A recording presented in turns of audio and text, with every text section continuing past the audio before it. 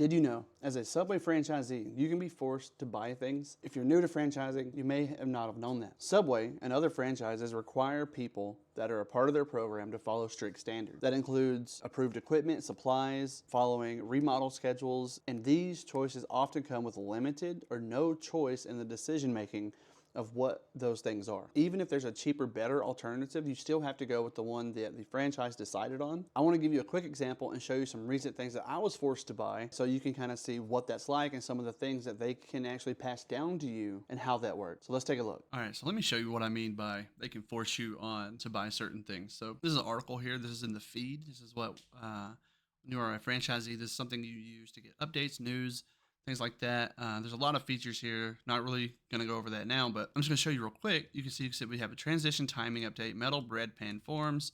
Restaurants are now required to fully transition to flat bottom bread pans no later than January 1st, 2026. They do give you time when you have to make these transitions. Usually it's plenty of time. And I'll tell you in a little bit why I'm okay with this and why I actually think it's a good thing. I know the thumbnail might have showed me like stress, whatever, about being forced to purchase it, because that's the way a lot of people will look at things like this. But I really want to talk about why it's not such a bad thing. Why it's actually a good thing. But let me show you what I'm actually having to buy. Over here, this is one of where we get our supplies for certain things. And these are the bread forms. So this is what we bake our bread in.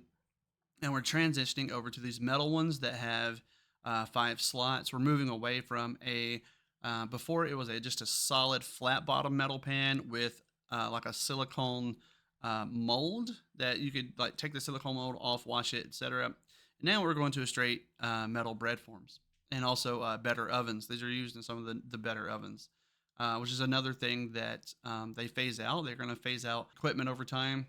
Certain things will no longer be approved as they age. This 12 pack of metal pans cost me $431.57 before shipping.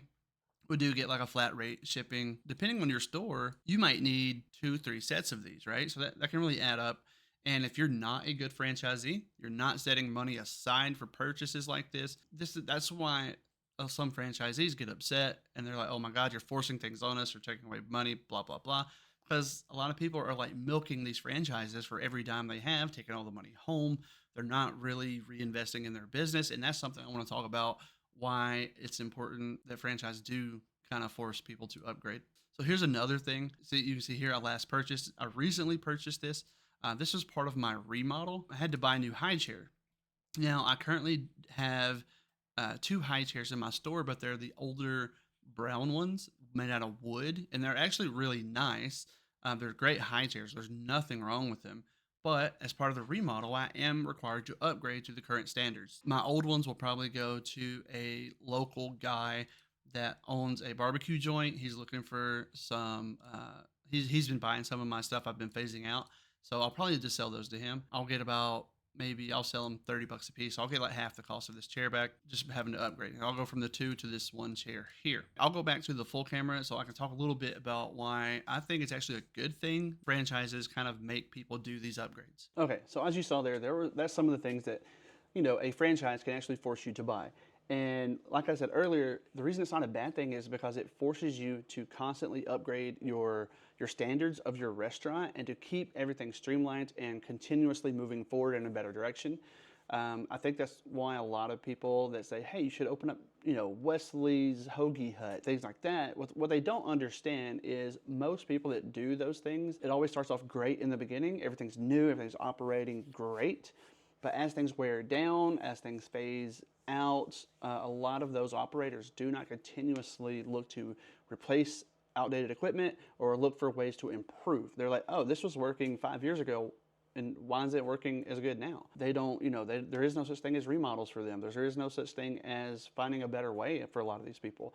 Now, does that mean that's how everybody does it? Obviously not. But that's the way a big majority of people do. That's why you see a restaurant open, go for several years, and eventually just get phased out. They do not upgrade their menu. They do not continuously focus on improvements and honing in on what works. What's the cost of no choice here, right? When you're a franchisee, you do lose out some decision-making power on your business. This business is closer to a partnership to where you still have to follow guidelines. There's a franchise agreement you have to follow, there's rules you have to follow, but it's in your best interest to follow those things, especially on a proven franchise model that does work. A lot of people look at Subway, and there are operators and franchisees that go against the grain. They give a lot of pushback on these changes.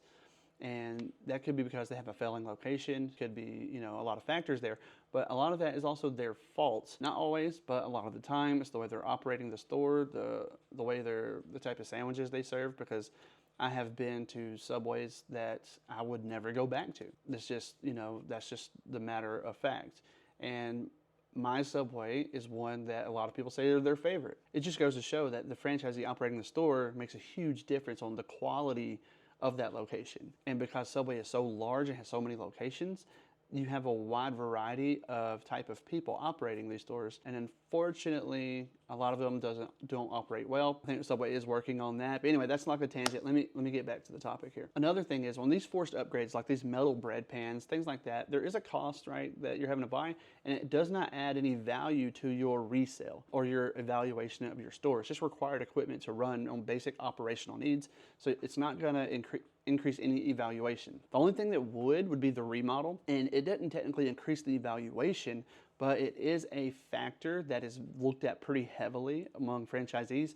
Is how long do you have left on your remodel? When's the last time you remodeled? Because that's going to affect their price, because if they go buy a store and it's got, say, 8 years left before they have to remodel, then they have plenty of time to get money set aside for that remodel. If you're buying a store like I did, it was failing. 2, it was behind on remodel several years. So when I purchased the store, I agreed with Subway Corporate that I would, within 6 months, begin my remodel. And I did.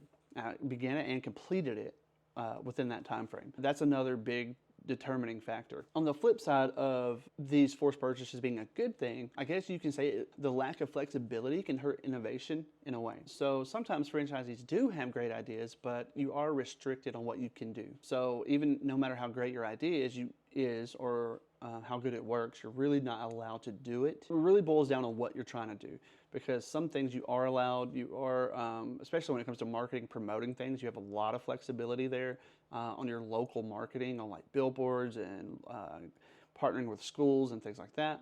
But when it comes to like operational stuff, say if I wanted to go out and get a new sauce for the store, bring in a A1 sauce, just a random example, well, that's not really allowed, right? I think a great example is the buffalo sauce. Pretty sure the buffalo sauce Subway used back in the day was Frank's Red Hot sandwich version, so it's like a little thicker. I've seen some stores that still have it because they do things like go to Sam's Club, Costco, whatever, and bring it in if they're able to find a really close match to that sauce. And I've seen some stores get away with that because, well, Subway had it in the past. It's kind of sometimes skipped over and it's allowed. Now, but if I was to go and bring in a sauce that Subway's never had before, probably wouldn't go over the same as that particular buffalo sauce. And really, you're not supposed to do the buffalo sauce in general, but that's just one example of things people do. Some people get away with it, some people don't. As long as you're not doing anything crazy, right? Like you're something against the brand, hurting the brand, you do have some flexibility. Sometimes those ideas can go up to corporate and become a major thing. That's it for this video. It just kind of lets you know some of the hidden costs of being a franchisee. This might have been a thing that you didn't realize if you were thinking about becoming a franchisee that can happen. You can be forced to buy certain things, but like I said, in my opinion, it is a good thing, great thing actually. It's just to keep everything streamlined, moving forward, and progressing in the right direction. I hope you like this new format. I hope you like the where I'm sharing my screen. I plan on getting into some videos where I go into a lot of the deeper data on some of the Subway stuff, some of my live IQ data that I can extract and show you sales on certain things, actual marketing, and like the way that marketing has either negatively or positively impacted my store. I can actually pull those numbers and show you directly the results. So I think that'll be fun. I'm excited about kind of going this direction to show you some more behind the scenes, not just me talking to the camera, some things like that. But let me know what you think.